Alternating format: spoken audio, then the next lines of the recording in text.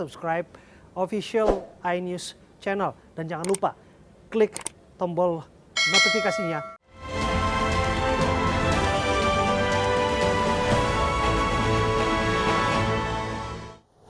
Masih di News Sore, pemirsa, pelaku tabrak lari pesepeda di Bundaran HI ditangkap polisi. Pelaku nekat melarikan diri karena takut diamuk massa.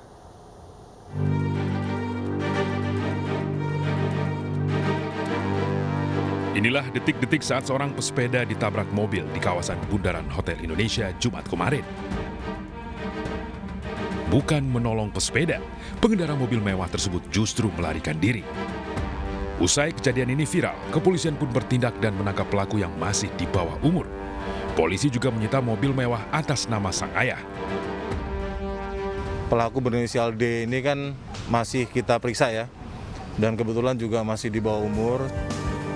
Pengendara mobil terancam pasal 312 tentang lalu lintas dan angkutan jalan dengan ancaman pidana penjara paling lama 3 tahun atau denda paling banyak 75 juta rupiah. Dari Jakarta, Rani Sanjaya, iNews melaporkan. Petugas kepolisian unit Laka Lantas Polres Sumedang terus menyelidiki kecelakaan bus di Sumedang yang menewaskan 29 penumpangnya. Polisi berjanji akan mengumumkan penyebab kecelakaan dalam waktu dekat.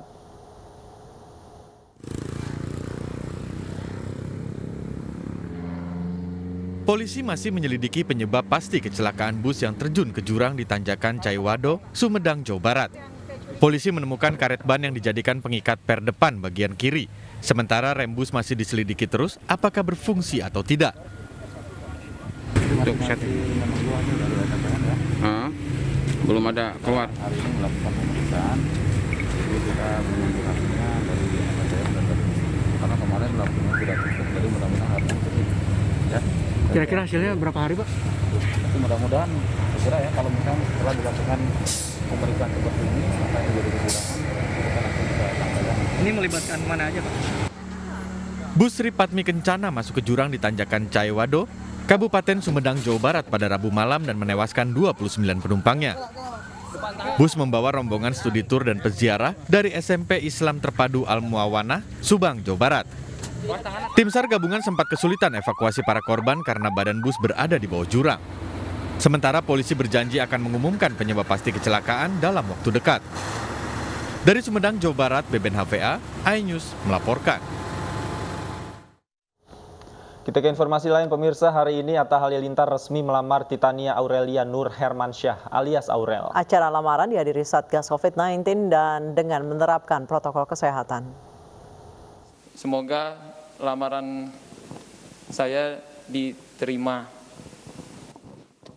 YouTuber Muhammad Atamimi Halilintar beserta keluarga besar mendatangi keluarga penyanyi sekaligus politikus Anang Hermansyah. Mereka berkumpul di sebuah hotel di Jakarta untuk menggelar prosesi lamaran. YouTuber dengan pengikut terbanyak se-Asia Tenggara ini resmi melamar putri Anang Hermansyah, Aurel Hermansyah. Dalam suasana hikmat dan penuh haru, Atta melamar Aurel. Lamaran pun diterima oleh Aurel dan sang ayah. Dengan banyak ketidaksiapan juga, tapi dari hati yang terdalam, tertulus, dari semoga lamaran saya diterima. Setelah kami berdiskusi semua, jujur kami mufakat dan menerima dengan tangan terbuka. Alhamdulillahirabbil alamin. Acara lamaran dihadiri keluarga dan kerabat dari kedua pihak. Rencananya, akad nikah Atta dan Aurel akan digelar di Masjid Istiqlal Jakarta pada 3 April 2021 mendatang. Dari Jakarta, tim liputan iNews melaporkan. Rangkaian ucapan selamat dan doa dari berbagai kalangan mengalir untuk Atta dan Aurel. Penyanyi Judika dan Ari Lasso mendoakan Atta dan Aurel berbahagia hingga akhir hayat.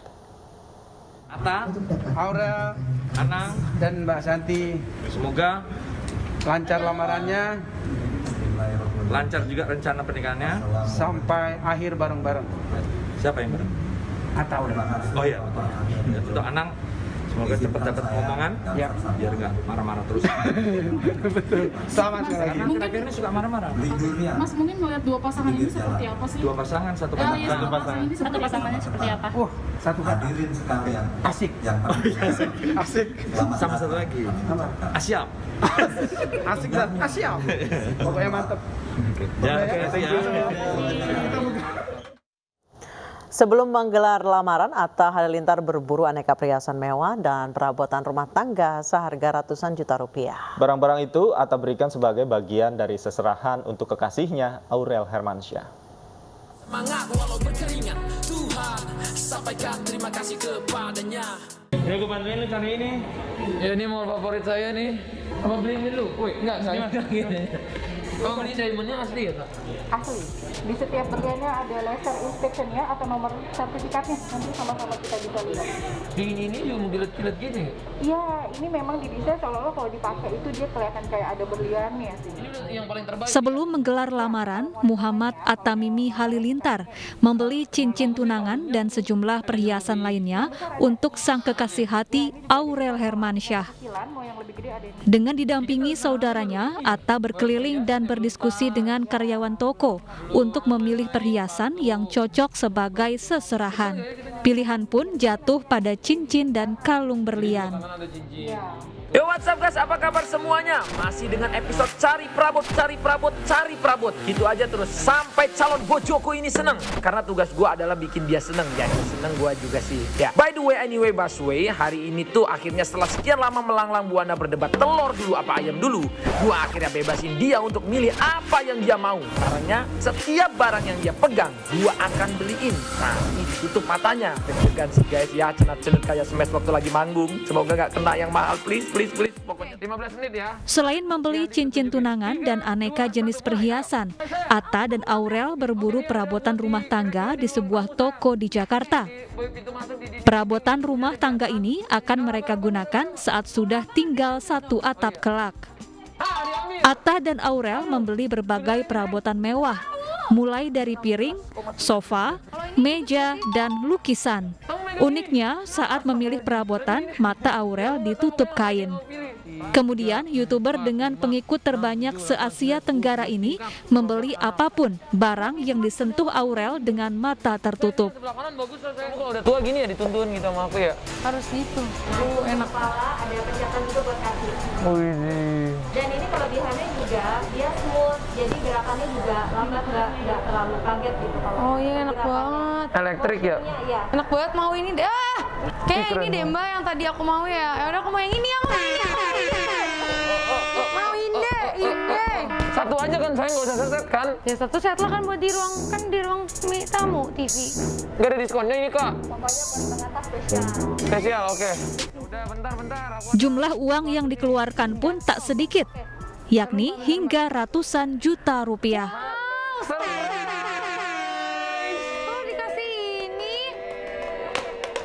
Kan aku udah janji pengen bahagiain kamu, udah milih apa aja yang kamu sentuh sama ini ada surprise. Dapat tas, ya sayang, udah disuruh milih.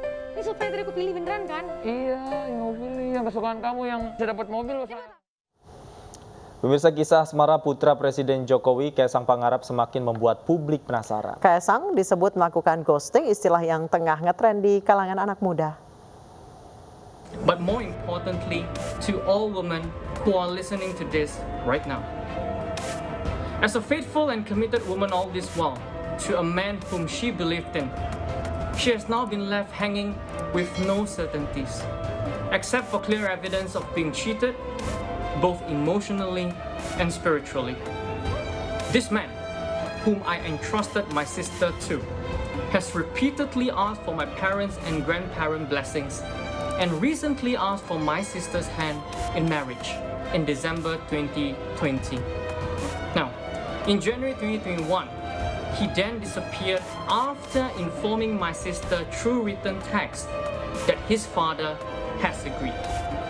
Inilah kekecewaan kakak dari Felicia Tisu, mantan kekasih Kaisang Pangarep, terkait masalah yang menimpa adiknya. Dalam sebuah video, Daryl sebagai kakak ikut sedih dan kecewa dengan apa yang terjadi pada adiknya. Kisah berakhirnya asmara Kaisang dan Felicia pun jadi viral dan jadi perbincangan netizen. Salah satunya akun TikTok video ini. Kaesang pun diduga mengghosting Felicia. Aku minta maaf banget, kita udah gak bisa ngelanjutin hubungan kita. Karena yang udah kamu tahu, kita kan beda agama. Kaesang dan Felicia diketahui telah berpacaran selama 5 tahun. Keduanya kerap mengunggah foto kebersamaan di media sosial.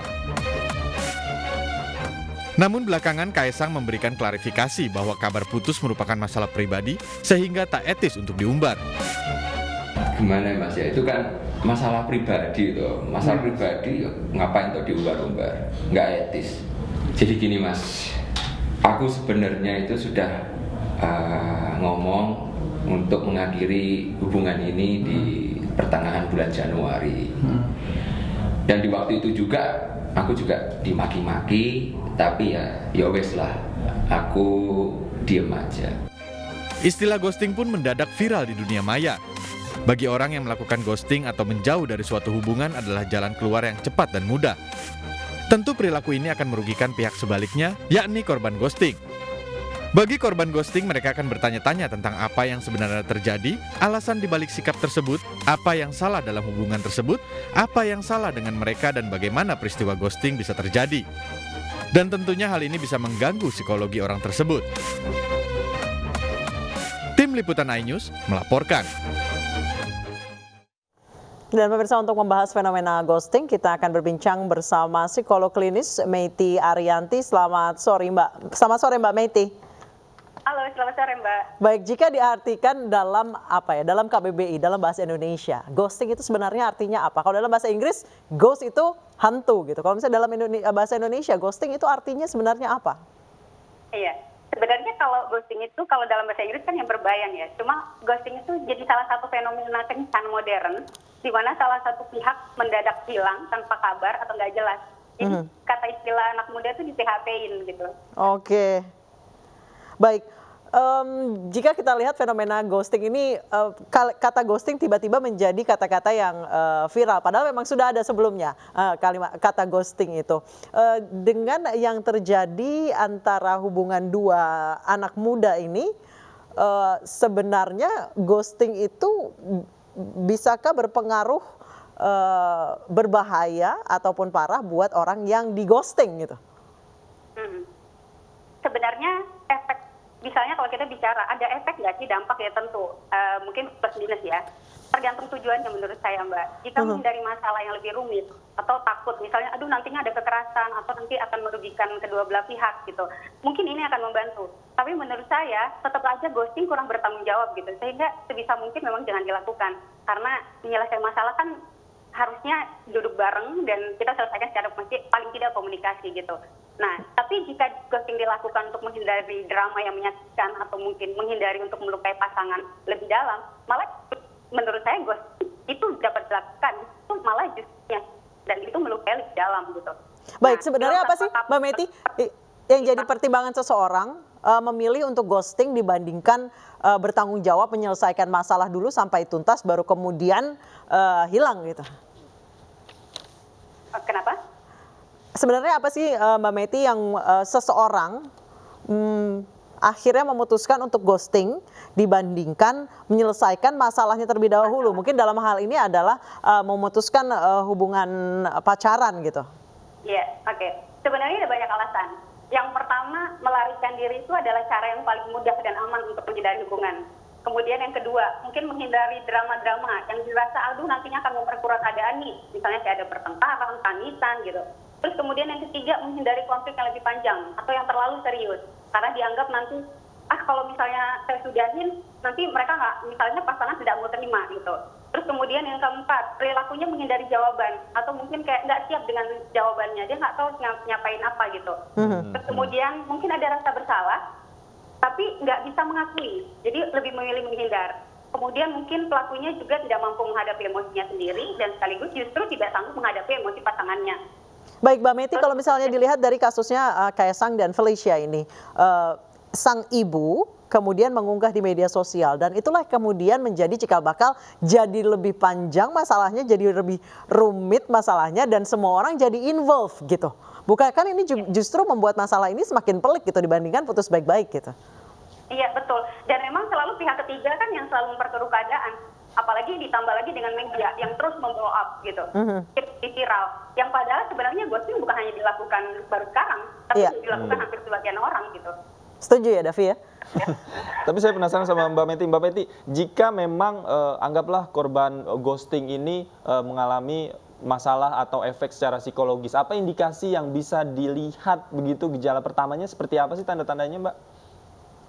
Oke, sebenarnya arahnya tuh bisa nanti akan terlihat kemarahan pasti. Dia pasti akan sedih, terus kemudian pasti akan terpukul. Nah, efeknya sih sebenarnya mungkin kalau secara langsung kita lihat itu mungkin ada beberapa yang mungkin nggak bisa terlihat ya, tergantung pribadinya ya. Maksudnya individu kan pasti akan berbeda-beda gitu.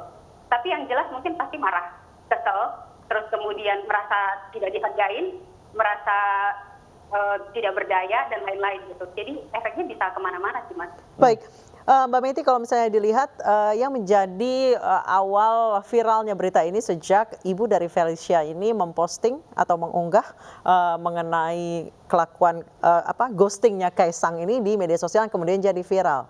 Sebenarnya apa itu bisa mempengaruhi kondisi emosional dari anaknya? Kita semua tahu pasti orang tua ingin melindungi anaknya. Tapi dengan kejadian seperti ini, apakah itu justru bisa berpengaruh lebih parah terhadap putrinya? Iya, saya sih merasa begitu, Mbak. Karena kan sebenarnya ini hubungan kedua belah pihak ya, yang tadinya mungkin bisa selesai dengan baik-baik, tapi karena pada akhirnya terlalu banyak yang ikut campur, malah justru akan lebih memperkeruh keadaan gitu. Belum lagi kalau misalnya itu media, terus kemudian belum lagi netizen. Akhirnya ada ada pihak yang misalnya kubu 1, kubu 2. Nah ini malah justru menurut saya makin lebih memperparah keadaan gitu. Ya, apalagi netizen di Indonesia itu kan kreatif sekali. Dicari karena apa, kemudian yang diduga pihak ketiganya pun dikulik jejak digitalnya dan lain sebagainya. Ini kalau secara psikologis, bisakah berdampak panjang terhadap kedua belah pihak? Iya, ya pasti dong, Mbak. Karena menurut saya ini bukan persoalan 1-2 hari gitu. Apalagi nanti image-nya kan jadi rusak ya. Ya secara misalnya pria dianggap tidak bertanggung jawab, padahal kemungkinan besar dia tidak melakukan itu gitu. Tapi akhirnya media membuat seolah-olah ini jadi salah satu pihak yang jadi korban gitu misalnya, atau jadi ada korban ada pelaku misalnya. Nah padahal kan sebenarnya tidak sejauh itu. Baik, Mbak Meti, tapi kebanyakan orang tahunya ini yang melakukan ghosting adalah dari pihak si laki-laki begitu. Tapi mungkinkah orang atau perempuan ini melakukan ghosting juga kepada pasangannya yang notabene laki-laki? Oh iya dong, gitu. Jadi nggak bisa bahwa dikatakan bahwa cuma pria saja yang melakukan ini, karena beberapa survei itu ada yang menyebutkan bahwa banyak pria yang melakukan, atau ada survei lain yang mengatakan justru wanita yang melakukan ini gitu. Karena sebenarnya dua-dua itu sama aja, mau laki mau perempuan. Bahkan perempuan justru melakukan ghosting itu karena dengan alasan yang menurut saya terlihat klise. Misalnya kayak, saya tidak cukup layak buat kamu, atau kamu terlalu baik buat saya. Jadi saya pergi tanpa pesan gitu. Padahal kan nggak realistis aja menurut saya. Itu alasan-alasan yang biasa digunakan. Jadi ada baiknya ketika misalnya mengalami suatu permasalahan diselesaikan saja secara baik-baik berdua, tidak perlu melibatkan keluarga, begitu solusinya dari Mbak Meti. Saya percaya bahwa semua hubungan kan pasti ada akhirnya gitu. Toh tidak ada pertemuan yang nggak ada perpisahan gitu. Sehingga paling tidak mungkin kita nggak bisa mengakhiri dengan indah, tapi paling tidak bisa diakhiri dengan baik gitu. Ya komunikasi dan tentunya kedewasaan kedua belah pihak. Baik, Mbak Meti, perlukah orang tua, pihak lain terutama orang tua ikut campur dalam masalah anaknya, terutama ini adalah masalah asmara gitu? Kalau dibilang misalnya perlu atau tidak sih bisa perlu bisa enggak, tergantung keadaannya menurut saya. Kalau misalnya orang tua jadi penengah terus kemudian membuat suasana jadi lebih baik, nggak ada masalah. Tapi kalau pada akhirnya jadi orang tua yang terlalu banyak mengumbar terus kemudian tidak diselesaikan secara kekeluargaan, nah itu yang akan jadi masalah. Baik. Ini membuka wawasan kita soal ghosting. Jadi Davi jangan ghosting lagi ya. Baik, terima kasih Mbak Meti Arianti, psikolog klinis, sudah berbagi informasi bersama kami. Selamat sore. Pemirsa, konflik Partai Demokrat memanas, kedua kubu saling lapor. Informasi selengkapnya akan kami hadirkan usai jeda.